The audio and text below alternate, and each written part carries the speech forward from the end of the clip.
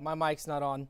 Now it is. We're expecting to see those conditions mostly a bit more active in terms of more scattered showers throughout the afternoon hours. So looking at our beach conditions for today, we're expecting red flags, especially out along the coast, because we are expecting some high rip current risk, especially out in Galveston, from Galveston all the way to Bay Harbor. So looking at the conditions right now, water is a little bit calm out there, not seeing too much of concerns, but we're seeing some pretty big waves.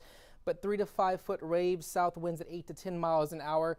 So just keep an eye on that high rip current risk as we are heading across our area for this afternoon. So today's forecast, highs in the 90s, mid 90s by later on today for the Heights, 93 at Montrose, Brookhaven at 92, 85 in Aldine, Tomball 82 degrees, and some areas could be cooler, all thanks to these downpours that are going to be in the picture for today. So radar is looking mostly quiet for Houston, but we are tracking some showers that are just offshore, and they're now moving northward from Freeport and Ingleton. So these showers and these downpours are moving northward, so we could very well see these make their way into the Houston area as early as maybe 10, 11 o'clock later on today. So definitely keep that in mind if you do have those outdoor plans, that we are expecting those conditions to remain mostly just once again stormy as what we've been experiencing for the past few days. So looking at our future track, we're expecting downpours to be a bit more widespread and scattered by 1:30 to 2:30,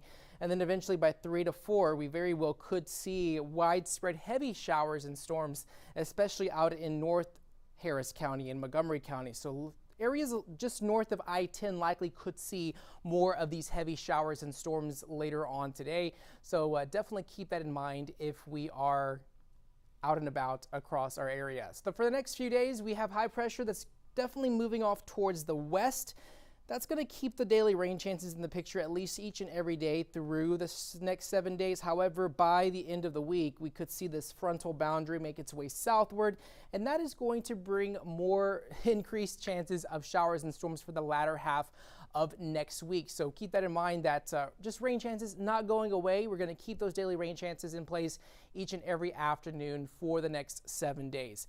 We're also tracking Hurricane Erin. It is a major hurricane, Category 4 hurricane as of this morning.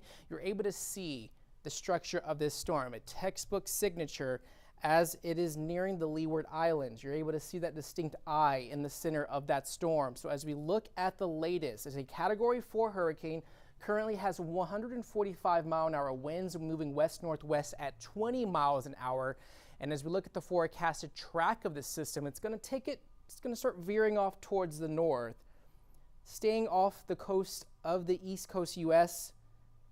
By Monday, it's going to weaken into a Category 3, eventually to a Category 2. It's looking more likely that the island of Bermuda might see some impacts from this storm, but there is going to be high rip current risk, especially for areas up and down the East Coast U.S., as that storm is going to start veering off towards the north over open water. So that's the good news for folks that are off the East Coast, but Erin, a major hurricane, it's also an important reminder that we are in getting closer to the peak of hurricane season as we head closer towards September 10th, that peak date for hurricane season, as we've seen some notable storms in our recent history.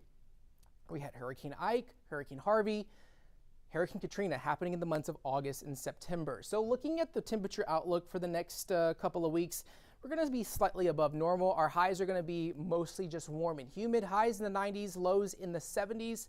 At least for the next 7 days, we are expecting the rest of today to be scattered. We're going to have an increased rain chance for this afternoon, more isolated for today, for tomorrow and Monday, but then that rain chance is going to start ramping up to around 70% going into Thursday and Friday by the end of the work week. So definitely keep that in mind if you are making those outdoor plans for the next few days. So looking at radar right now, as we look at what's going on across Southeast Texas, we are starting off mostly quiet here in Houston, but we do have some showers and storms that are starting to make their way northward from the coast, especially just south of Houston along Highway 288.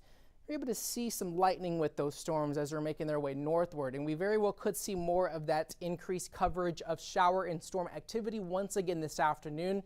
So definitely be cautious on those roadways if you do have those downpours in the picture.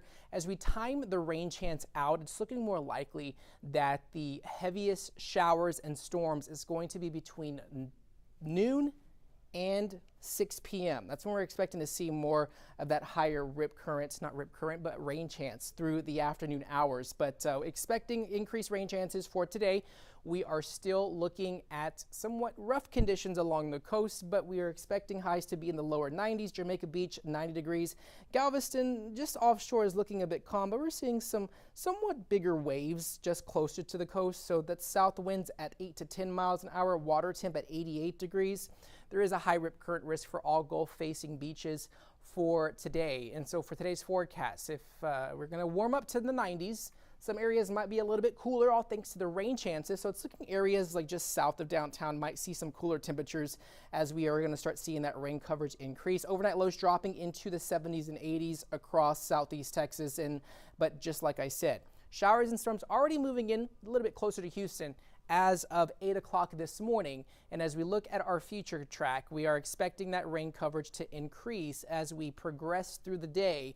And so that's where we are expecting to see more of the dangerous lightning, some heavy rain. We can't rule out some localized ponding on roadways. I'm going to go ahead and take this all the way to 1 p.m. today is when things are still looking a bit isolated. But as we get closer towards around 2 o'clock, that's when we're expecting to see that rain coverage increase, especially as we head to the warmer parts of our day. So as that sea breeze frontal boundary moves northward, which is usually it moves north of I-10, that's when we could see it fuel a bit more scattered showers and storms from Bush Airport to Conroe. So if you have any of those afternoon flights and you're heading off to Bush Airport, you might want to just give yourself enough time and be on the lookout for some possible delays, because we could see some problematic weather here across Houston during the latter half of our day between the hours of 12 p.m. and 5 p.m., especially north of I-10. And then once we get closer towards 6, 7 o'clock, then things diminish. We're going to see mostly quiet conditions in the overnight hours,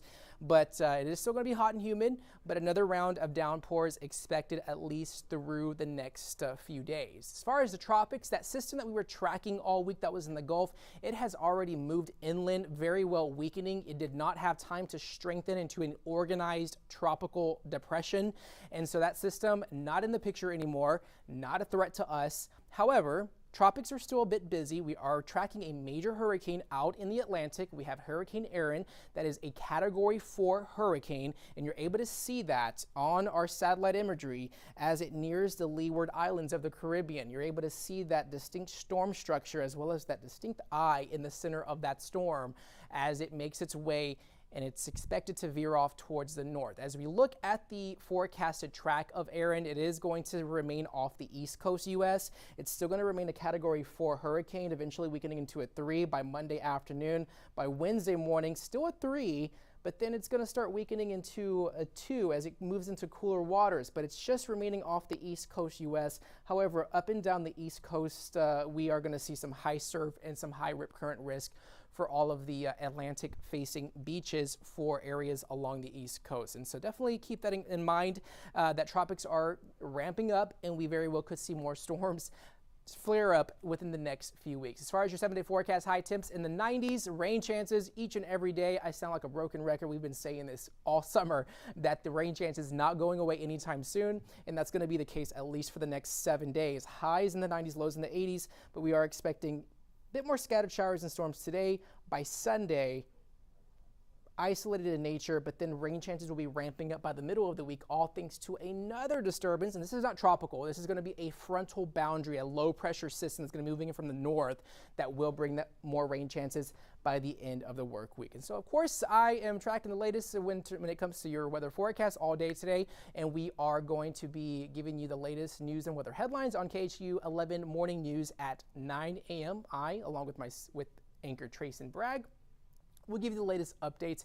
And as always, you can stick to KHOU plus 11 plus to get the latest weather forecasts.